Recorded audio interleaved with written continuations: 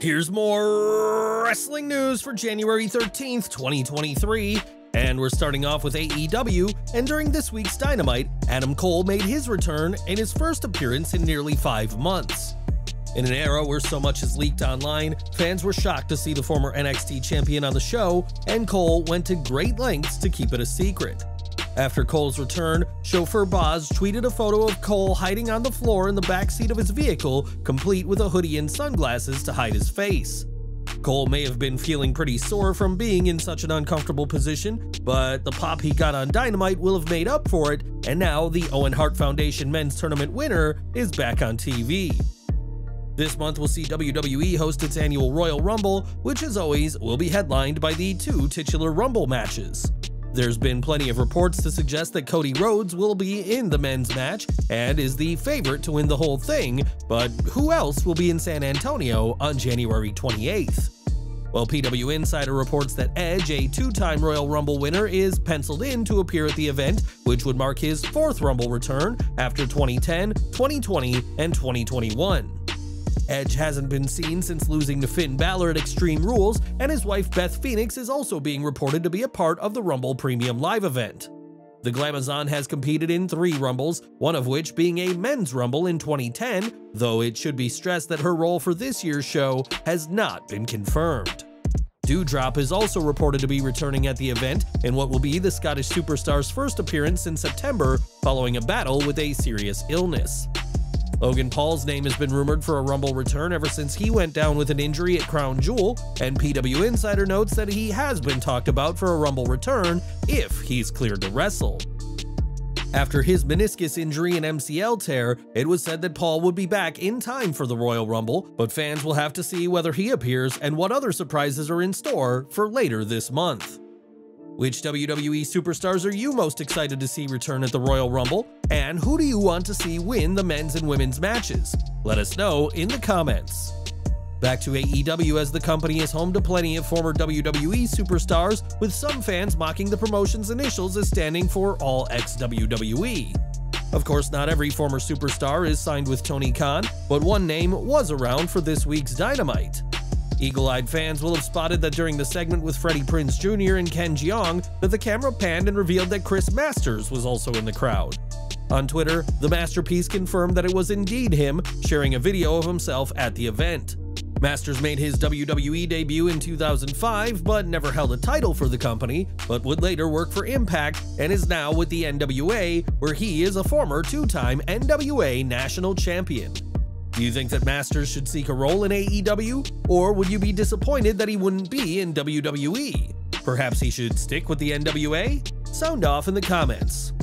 It was during Night of Champions 2015 that a buckle bomb severely injured Sting and resulted in the Icon announcing his retirement during his WWE Hall of Fame speech the next year.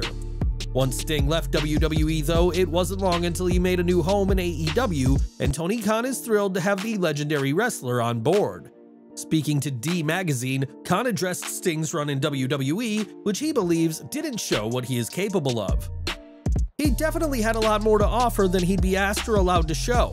To know that a wrestling company could have somebody like Sting, or really specifically Sting himself, because there's nobody like Sting, under contract, and he would want to work and they wouldn't want to use him, it makes no sense to me. Khan added that with such a legendary performer, Sting should be allowed to wrestle if he chooses to, a choice that WWE took away by not medically clearing him all those years ago.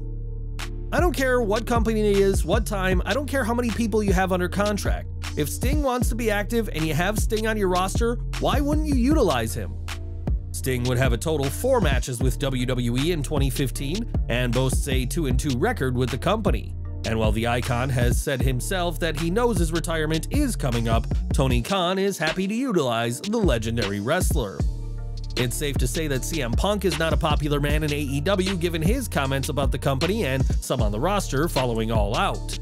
While there have been reports that talent will refuse to work with him if he does return, Punk still has some support in AEW, notably from FTR. During the premiere of the FTR podcast, Dax Harwood defended Punk in a way that many in AEW weren't happy about, and on this week's episode, Harwood addressed the backlash to his comments. Of course I've heard about it, everybody's tweeting me and texting me, and that's all I read. Yeah, apparently some people in the AEW locker room were unhappy with my podcast, and that's okay if they were. But to me, it's funny that, I talked to you. I told you even before this stuff got out, I told you I had at the very least 20 text messages from the guys and girls that I work with who told me how much they love the podcast and how much they enjoyed my thoughts and feelings and how I expressed wrestling. They also enjoy the fact that I didn't play either side and that I just told the truth. So for some of the people that are upset with me, I wonder why they're upset. Because all I did was paint a company that I'm in love with or that I believe in a positive light.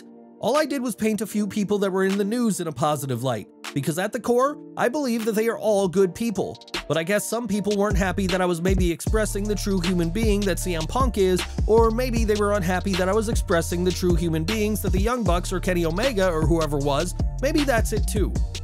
Harwood and Wheeler are currently taking a break from AEW and have said that their contracts with the company are coming up this April. Harwood claimed on his podcast that what FTR does next in wrestling will be the last thing they do, and whatever you think about CM Punk, Dax Harwood has certainly made his view clear. Now MJF is riding high at the moment as the reigning AEW World Champion, but that's not all he's got going on in his life. In addition to being the top guy in the second biggest promotion in the US, MJF is also set to feature in the upcoming Iron Claw biopic, but the devil's luck wasn't in effect after this week's Dynamite. A fan recently stated that MJF tried to pick her up in the parking lot after AEW Dynamite, which didn't go well for the reigning champ. On social media, the fan said that they were waiting for an Uber when MJF asked how old they are, and after the fan froze, MJF asked, "What, do you not speak?" When the fan checked if MJF was talking to them, the champ walked away, telling the fan that they missed their shot. According to the fan's tweet, MJF borrowed a line from Eminem, saying they had one shot, one opportunity, and they blew their chance to be with the champ. In real life, MJF is happily engaged, and his fiancée even keeps up his cocky, arrogant character on social media, and this will be an interaction this fan won't ever forget. Despite all the chaos backstage in WWE right now, there's still a WrestleMania to prepare for, and plans for WWE's biggest event of the year are coming together. Wrestling will dominate Los Angeles this April for the 39th annual WrestleMania, but WWE won't be the only game in town. It's been confirmed that Ring of Honor will be holding Supercard of Honor 16 on March 31st, just one day before WrestleMania, and it will take place at the Galen Center at the University of Southern California. While no matches have been confirmed, a promotional video did feature Claudio Castagnoli, the Briscoes, Samoa Joe, Wheeler Yuta, Athena, and the Embassy. And we'll have to see how Tony Khan's second Supercard of Honor fares during WrestleMania weekend. For years, WWE Hall of Famer Billy Graham has struggled with health issues and most recently has been dealing with a bad infection in his bones. This infection started in Graham's ears, and this week, it looked like things were over for the former WWF champion. During a procedure earlier this week, Graham coded, and doctors were able to bring him back to life, where he was put in the ICU. Graham had a tube placed down his throat and woke up 3 hours later, and the following day, Graham's wife gave an update saying he can now breathe on his own again. Billy Graham spent his career wowing fans with his colorful outfits and over-the-top persona, and was very much the superstar of his day, and we're wishing him all the best at this time. When Mandy Rose was released from WWE, her termination did little to slow her income, with the former superstar making a killing on her website. Last month, Fantime, the group that hosts Rose's site, congratulated her on making $1 million in the month of December, but it turns out she didn't even need the entire month to make this money. When Tamron Hall was going to ask Rose if it's true she made $1 million in December, the Toxic Attraction alum cut her off, saying she actually reached that figure in 2.5 weeks. Rose became a millionaire in less than a month, and we don't even know how much more she made before the end of December and so far this year, so the ex-superstar is doing incredibly well for herself at this time. And we're ending today with Braun Strowman, whose big muscles fans see is only matched by his big heart.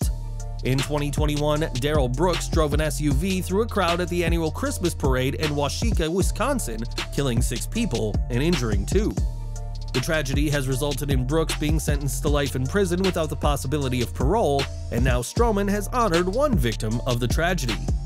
On the official Twitter for the Green Bay Packers, the Monster Among Men spoke about teaming up with the NFL League to create custom boots to honor a young Packers fan who was among those killed. Strowman will be wearing the boots for tonight's Intercontinental Championship match against Gunther, and they will be auctioned off afterwards, with the proceeds benefiting those who were affected by what happened. Nothing can undo the horror of what happened in Waukesha in 2021, but Strowman is doing what he can to help those affected by the tragedy of 2 years ago.